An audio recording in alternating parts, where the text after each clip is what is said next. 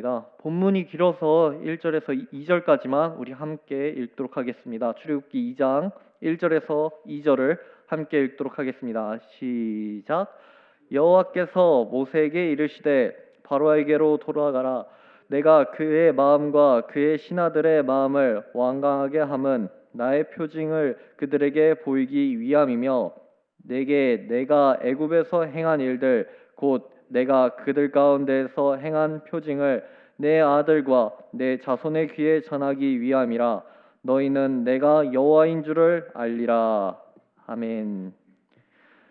오늘 본문은 애굽에 내릴 10가지 재앙 중에서 8번째 재앙인 메뚜기 재앙을 기록하고 있습니다. 바로의 마음이 아직도 완악합니다. 또 앞선 재앙에서부터는 이제 바로뿐만 아니라 바로의 신하들도 그 완악함에 동참합니다. 아직도 그들은 하나님이 참 신이며 참 하나님인 줄을 알지 못하고 있습니다. 그럼 그들에게 하나님은 모세를 통하여 재앙을 내리시고 바로와 그의 신하들이 정말 신이 누구인지 하나님이 누구인지를 그들에게 알리고 있는 것입니다.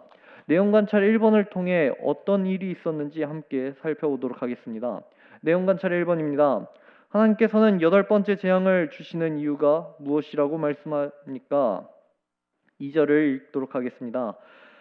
내가 애굽에서 행한 일들 곧 내가 그들 가운데서 행한 표징을 내 아들과 내 자손의 귀에 전하기 위함이라. 너희는 내가 여호와인 줄을 알리라. 이는 당시 세계 최강대국인 애굽에 그들이 섬기는 신들이 아니라 오직 여호와 하나님만이 참 신이며 참 하나님인 것을 드러내기 위함이었습니다. 하나님은 재앙을 통해 바로와 그의 신하들뿐만 아니라 출애굽할 이스라엘들 그리고 일어날 이스라엘의 다음 세대들 그리고 앞으로 하나님을 믿게 될 그 사람들에게 참 신이 참 하나님이 누구인지를 밝히 드러내기 위해 이렇게 재앙을 내리신 거였습니다. 그럼 이에 대해 바로는 어떻게 반응을 할까요? 내용관찰 2번을 통해 살펴보도록 하겠습니다. 내용관찰 2번입니다. 메뚜기 재앙에 동요한 바로는 모세에게 어떤 일을 제안합니까? 11절에는 이렇게 기록되어 있습니다. 그렇게 하지 말고 너희 장정만 가서 여호와를 섬기라. 이것이 너희가 구하는 바니라. 이에 그들이 바로 앞에서 쫓겨나니라. 메뚜기가 지면을 덮어 모든 것을 삼키자 함께하는 신하들도 이제는 바로에게 가서 이렇게 이야기합니다. 애굽이 망한 줄을 알지 못하십니까?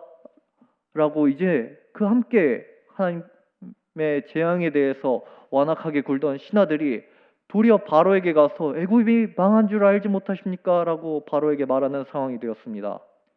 함께하는 신하들이 이렇게 두려워하기 때문에 바로가 동요했을까요? 바로는 이번 일에 크게 동요하면서 모세를 불러 제안을 합니다. 그 제안은 아이들은 제외하고 너희가 원했던 대로 출애굽을 시켜주겠다. 장정들만 가서 너희 원하는 대로 너희 신을 섬겨라 라고 바로는 이야기를 합니다. 그러나 바로는 이내 그들을 자신의 앞에서 쫓아냅니다. 왜 그럴까요? 연구와 묵상을 통해 한번 알아보시겠습니다.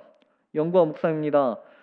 바로는 왜 모세에게 이스라엘 백성 전체가 아닌 장정들만 데리고 가라고 협상하다가 도로 그들을 쫓아냅니까? 그것은 그동안 바로가 자신이 하나님보다 더 큰 존재라고 생각했던 그 마음이, 그 생각이 무너져 내렸기 때문이었습니다. 이집트의 파라오는 태양신 라에게서 자신들의 왕권이 계승되었다라고 주장하면서 무소불위의 권력을 휘둘렀습니다. 자신이 그동안 이집트를 다스리면서 애굽을 다스리면서 자신이 생각한 대로 원하던 대로 모든 것이 이루어졌기 때문에 바로는 이번에도 그 일이 이루어질 거라고 생각을 했던 것입니다.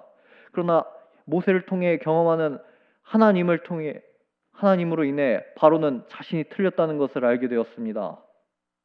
얼마나 그의 마음이 상했겠습니까? 바로는 하나님을 알게 되자 두 손을 들고 회개하며 오직 하나님이 한 분이시며 오직 하나님이 참신이라고 경배하고 순종하는 것이 아니라 그동안 자신이 생각했던 자신이 옳다고 여겼던 것을 아직도 포기하지 않고 자신의 뜻을 관철시키려 했습니다. 느낀 점을 보시겠습니다. 모세와 협상하며 자신의 뜻을 관철시키려 하는 바로의 모습에서 무엇을 느낍니까? 저는 바로의 모습에서 고집을 느낍니다. 또한 동시에 바로 저 모습이 죄악된 인간의 참 모습이라고 생각이 들었습니다. 바로와 그의 신하들은 앞선 7번째 재앙에서 함께 하나님에 대해 완악하게 행동을 하였습니다. 그러나 그 신하들은 메뚜기로 인해 남은 곡식들마저 전부 쓸어버리시는 하나님에 대해 두려워하며 마음을 내려놓았습니다. 그러나 바로는 그렇게 하지 않았습니다. 그는 끝까지 고집을 부리며 자신의 뜻을 관철시키려 하였습니다. 이 모습이 남의 이야기처럼 들려서는 안 됩니다. 저 모습이 바로 죄악된 우리들의 모습일 것입니다. 하나님의 말씀을 들었음에도 그동안 내가 경험했던 내 경험, 그리고 내 생각, 또 주변의 환경들, 상황들, 이런 것을 통해 하나님의 말씀과 뜻에 따라 행하는 것이 아니라 내 뜻을 관철시키려 하는 그 모습이 얼마나 고집스러운지 우리는 알아야 합니다. 하나님은 재앙을 통해 자신을 알리셨습니다. 성경에 기록된 당시뿐만 아니라 앞으로 일어날 다음 세대들에게 오직 하나님만이, 오직 여호와 하나님만이 참 신이며 참 하나님인 것을 드러내신 것입니다. 그것을 알게 된 다음 세대들은 이제 더는 자신의 뜻을 관철시키고 고집을 부리는 것이 아니라 하나님 말씀에 순종해야 된다는 것을 오늘 바로를 통해 알게 되는 것입니다. 결단과 적용입니다. 겉으로는 하나님의 뜻을 따르는 척하고 속으로는 내 뜻을 고집했던 적은 언제입니까? 이 질문에 대해 많은 성경의 인물들이 떠올랐지만 대표적으로 사도행전 5장에 기록된 아나니아와 삽비라 부부가 떠올랐습니다. 여러분들도 잘 아시다시피 그들은 성령 충만한 초대교회에 예수 그리스도와 연합된 그 초대교회에 성령 하나님을 속이는 범죄를 저질렀습니다. 당시 초대교회는 한 마음과 한 뜻으로 모든 물건을 통용하고 자기 재물을 조금이라도 자기 것이라 여기는 이가 없었습니다. 그 중에서 재물이 많은 자들은 재물을 팔아 사도들 발 앞에 두며 그 재물을 필요에 따라 나누는 정말 이상적인 하나님 나라의 모습을 보여주었습니다. 그런 상황 가운데 아나니아와 삽비라 부부는 자신들도 그런 위대한 모습, 그런 영광스러운 모습에 참여하고자 재산을 팔아 일부는 숨겨두고 대부분의 것들은 사도들의 발 앞에 두며 하나님을 속입니다. 겉으로 보기에는 이 부부의 모습은 정말 신앙적으로 탁월할 것입니다. 자신들이 갖고 있던 재물들을 다 팔아서 대부분의 것은 하나님 앞에 드렸지만 일부는 감춰두었던 것을 우리는 보게 됩니다.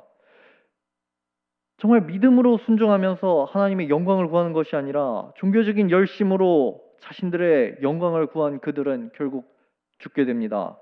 하나님께서 그들을 죽이신 이유는 이제 막 시작한 이 초대교회에 이런 자기 뜻을 고집하며 자기 뜻을 관철하려는 이런 악한 누룩이 퍼지는 것을 막기 위함이었습니다.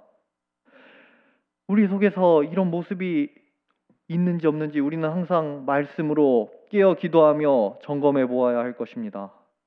적용점을 보시겠습니다. 말씀의 참뜻을 깨닫고 타협 없이 절대 순종의 길을 가기 위해 무엇을 실천하겠습니까? 절대 순종은 우리의 힘으로 되는 일이 아닙니다. 오직 하나님의 은혜를 누리는 사람만이 가능한 일입니다. 우리는 전적으로 부패하여 우리의 힘만으로, 우리의 어떤 것으로는 하나님을 기쁘게 할 수가 없습니다. 그런 하나님께서는 우리에게 은혜를 주셨습니다. 은혜를 사모하는 이들에게 하나님은 말씀으로 어떻게 행동해야 되는지 우리에게 가르치셨고 말씀으로 자신을 드러내시면서 숨지 않으셨습니다.